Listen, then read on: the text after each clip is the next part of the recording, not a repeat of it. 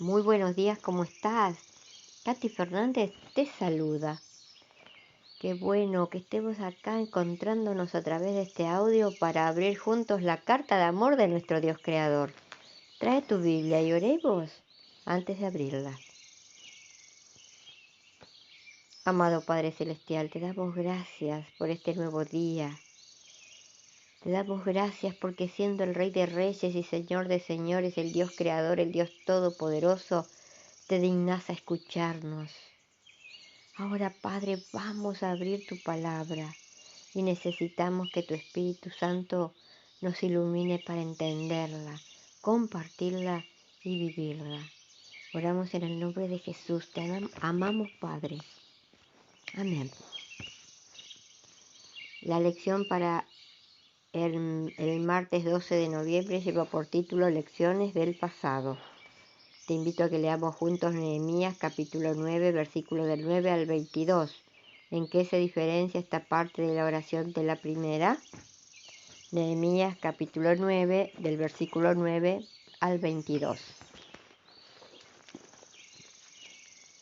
Y miraste la aflicción de nuestros padres en Egipto y oíste el clamor de ellos en el Mar Rojo, e hiciste señales y maravillas contra Faraón, contra todos sus siervos y contra el pueblo de su tierra, porque sabías que habían procedido con soberbia contra ellos y te hiciste nombre grande, como en este día. Dividiste el mar delante de ellos y pasaron por medio de él en seco, y a sus seguidores echaste en las profundidades, como una piedra en profundas aguas. Con columnas de nube los guiaste de día y con columnas de fuego de noche, para alumbrarles el camino por donde habían de ir. Y sobre el monte de Sinaí descendiste y hablaste con ellos desde el cielo, y les diste juicios rectos, leyes verdaderas, y estatutos y mandamientos buenos. Y les ordenaste el día de reposo santo para ti, y por mano de Moisés tu siervo les prescribiste mandamientos, estatutos y la ley. Les diste pan del cielo en su hambre, y en su sed le sacaste aguas de la peña, y le diste que entrasen a poseer la tierra, por la cual alzaste tu mano y juraste que se la darías. Mas ellos y nuestros padres fueron soberbios y endurecieron su cerviz y no escucharon tus mandamientos. No quisieron oír ni se acordaron de tus maravillas que habías hecho con ellos. Antes endurecieron su cerviz y en su rebelión pensaron poner caudillo para volverse a su servidumbre. Pero tú eres Dios, que perdonas, y clemente y piadoso, tardo para la ira y grande en misericordia, porque no los abandonaste.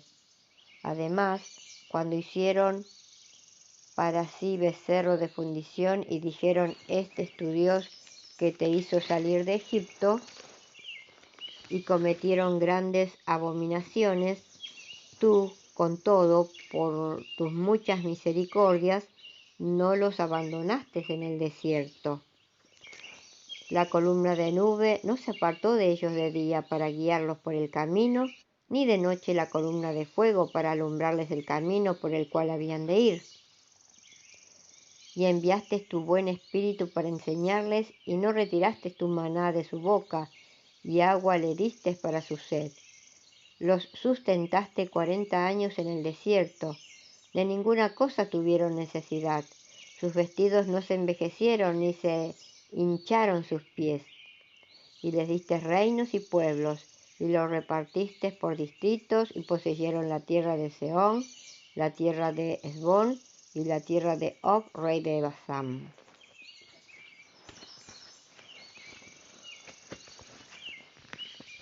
La oración pasa de alabar a Dios por su fidelidad a relatar la fidelidad contrastante de los israelitas, a relatar la infidelidad contrastante de los israelitas en sus experiencias en Egipto y en el desierto. Fidelidad de Dios, infidelidad del pueblo. Esboza las diferentes cosas que Dios les dio a los israelitas, pero lamentablemente la respuesta de los padres a estos regalos fue el orgullo, la obstinación y el desprecio por los actos divinos de misericordia en medio de ellos. Reconocer el fracaso humano y la falta de verdadera devoción a Dios es un paso importante en la confesión y el arrepentimiento. Y a pesar de que en estos pasajes se habla de gente muy distante de nosotros, nadie puede negar que cada uno de nosotros tiene un problema con estas mismas cuestiones.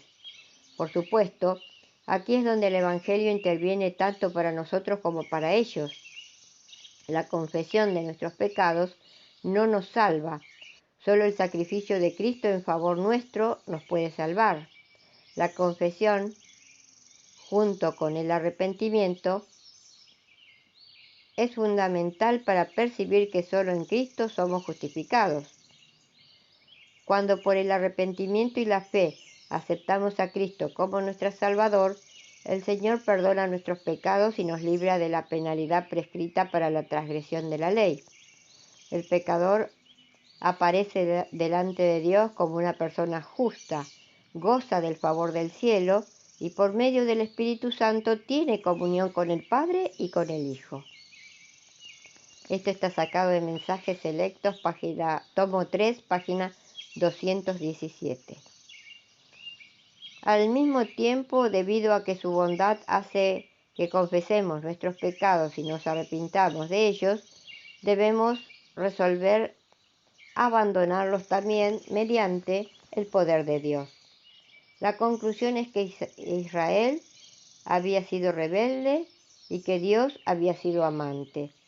Al mirar atrás a lo que Dios hizo por la nación israelita, el pueblo recordó que Dios había hecho mucho por ellos en el pasado y por ende seguiría guiándolos en el presente y en el futuro. Por eso era tan importante para el pueblo recordar siempre cómo había actuado Dios en su historia. Cuando se olvidaban, allí era donde se metían en problemas. Vuelve a pensar en ocasiones en las que estabas seguro de que Dios obró en tu vida y cómo puedes hallar consuelo en eso la próxima vez que te enfrentes a las dificultades.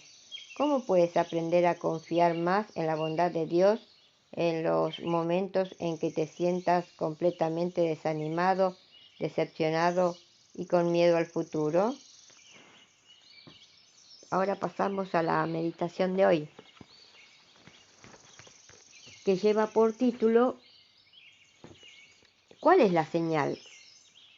Y le dijo Jehová, pasa por medio de la ciudad, por en medio de Jerusalén, y ponles una señal en la frente a los hombres que gimen y claman a causa de todas las abominaciones que se hacen en medio de ella.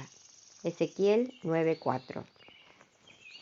La visión de Ezequiel se refiere en primer lugar a la destrucción de Jerusalén ordenada por Nabucodonosor, pero como toda profecía escatológica, tendrá otro cumplimiento en el tiempo del fin, antes del regreso de Jesús. El sellamiento del pueblo de Dios es un asunto que necesita ser bien entendido, pues tiene que ver con nuestra salvación. El sello divino es la señal de aprobación que Dios coloca en la frente de los que, al buscar diariamente a Jesús, permiten que el Espíritu Santo reproduzca en ellos el carácter de Cristo. En la visión era una señal literal, pero su significado tiene que ver con el carácter de los hombres que gimen y claman a causa de las abominaciones que se hacen en medio de ella. Estos hombres son personas que por su vida diaria de comunión con Jesús crearon una repulsión hacia el pecado. No aceptan vivir con la maldad bajo ninguna de sus formas. El carácter de Cristo ya fue fielmente reproducido en la vida de sus hijos, y Dios los aprueba, una aprobación simbolizada por la señal. Sin embargo, existe una señal externa y visible de la aprobación divina que ya fue dada a los hijos de Dios. Esa señal externa es la observancia del sábado bíblico. Esto sucederá de la misma manera. El día sábado siempre ha sido el día designado por Dios para el descanso del hombre, establecido en la creación en Génesis capítulo 2, versículos del 1 al 3. Debía ser una obligación perpetua. La orden de observarlo fue colocada en el corazón de la ley moral. Éxodo capítulo 20, versículo del 8 al 11. Ni Cristo ni sus apóstoles abrogaron el sábado. La gran apostasía que siguió a la muerte de los apóstoles pretendió ponerlo del lado para colocar en su lugar otro día de reposo, el primero de la semana. Pero la palabra de Dios predice una gran obra de reforma con respecto al sábado, que precederá a la segunda venida de Cristo. Isaías capítulo 56, versículos 1 y 2, y versículos del 6 al 8, y también Isaías 52, 12 y 13. Apocalipsis capítulo 14, del 6 al 12. También predice que al mismo tiempo el gran caudillo apóstata ensalzará su propio fraudulento sistema de religión que ostenta un falso día de reposo, el domingo, como día de culto. Apocalipsis capítulo 13 y capítulo 14 del 9 al 12 y Daniel 7, 25. Logrará éxito hasta el punto de que podrá unir a todo el mundo en un gran movimiento a favor del domingo. Apocalipsis capítulo 13, versículo 8, capítulo 14, versículo 8, capítulo 16, versículo 14 y capítulo 18, versículo 3.